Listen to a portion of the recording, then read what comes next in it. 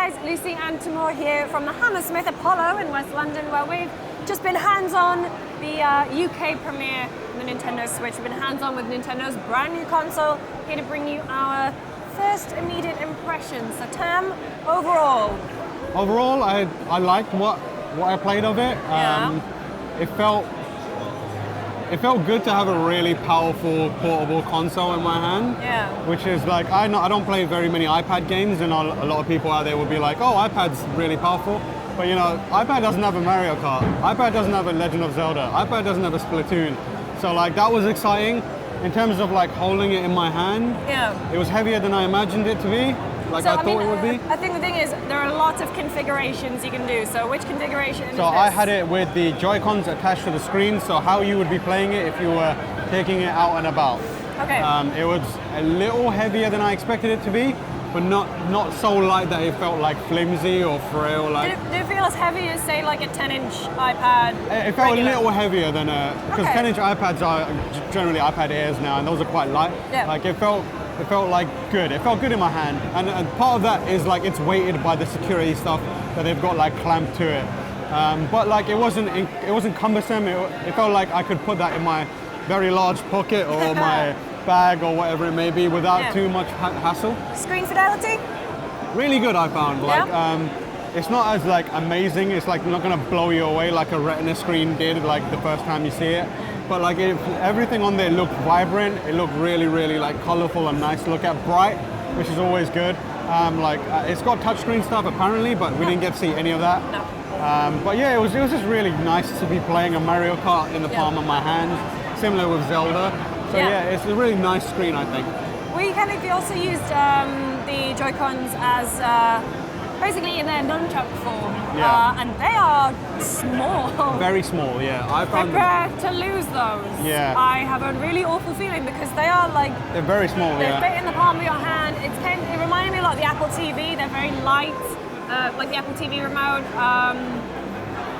But, you know, I felt that they were more responsive than the Wii Nunchuks and subsequently when it comes to motion, I personally felt like I was holding too much of it. Yeah, like, it felt like you were enveloping it completely, where it should just sit in your hand like a remote. It was when I were using it like in its like vertical form, as if it was a Wii controller. I could never find a comfortable grip on it. No. Because the buttons there's a lot of buttons on that thing, like of different sizes. Yeah, and if you have it attached, say like in the grip configuration, where you've got like a square in the middle and then the two Joy-Cons like a traditional on either side, controller. like a traditional controller, it's like there's two thumbsticks and then there's no D-pad, but it's more buttons. So the cross D-pad that everyone's used to is gone. Yeah. Instead of you've got buttons, which is a little confusing and a little like just a bit against what you've been trained to feel there for a long time, but it's not the end of the world. That's it. Like after 20 minutes with Zelda, switched. Switched. So it's quite nice. It feels. It's very strange to have a controller like this where certain configurations feel better than others, but overall it's pretty good. I think the buttons are clicky, they're quite clicky, but that's not an issue. Plus and minus, I feel like, are a little more difficult to press, just because of the way they are and where they're positioned.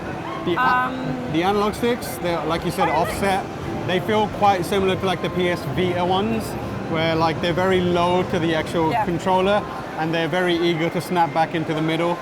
So if you do like micro adjustments by letting go of the stick, like if you're a Monster Hunter player or something like that, you might find that you got to control where it's going a little more. I mean, the one thing that we didn't get to do, just purely because of the way that Nintendo set up this event, is we couldn't be, antisocial Karen from the Switch reveal trailer. We couldn't pick it up and take it to another thing and put it down and get all our friends to play. So jury's still out on how that works. Yeah. But I mean, another thing that I had an issue with, and this is going to sound weird, but the vibration in that thing is not very powerful. So when I was playing Zelda, and like mountains are coming out of the ground kind of thing, it just felt like I had a mobile phone in my bag. Like it felt that kind of very weak sort of vibration. But you said that the vibration. The reason you bring that up is because they made a big deal of it during the stream. They had someone holding a glass and pouring ice cubes into it and showing you how it feels natural. But when we played it in the kind of like tablet form with the Joy-Cons on the side, it felt very weak. It just felt like I was getting a bit of vibration on either palm. Yeah. There's not fidelity or subtlety or nuance to it. And similar with what you said with Zelda, and Splatoon's very similar as well.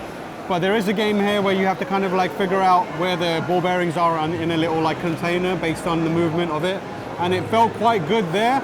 So maybe it's like when it's just in its like, you know, Joy-Con remote formation, it it's fine. Be a case-by-case basis. But overall, I mean, the games that you played, they look good, they look better than the Wii U? Mario Kart looked mostly the same to me. Like I was playing with Oscar earlier, and he was like, he's seen way more of Mario Kart in his time, and he could point out what looked, you know, a bit off. But Zelda looked good, maybe like some... I think that Zelda, when I played it on the Wii U, it ran a lot smoother. It was pretty much the same demo. This one was the first 20 minutes of the game. I had quite a few texture issues. Sometimes the frame rate would stutter. But again, it's a kind of in development game. It's a preview build, not completely in development. So, you know, I've got my fingers crossed that the final product will be, you know, up to Nintendo's great standards. Yeah, and the only other game that kind of is a big deal here is Platoon 2. Yep. And that, very similar, looks good, plays well. More Splatoon. More Splatoon for you. Yeah. Incredible. Oh, God. Anyway, for more terrible jokes and for more impressions of the Switch and its launch lineup and all the games coming out on it, make sure you stay tuned to GameSpot.com.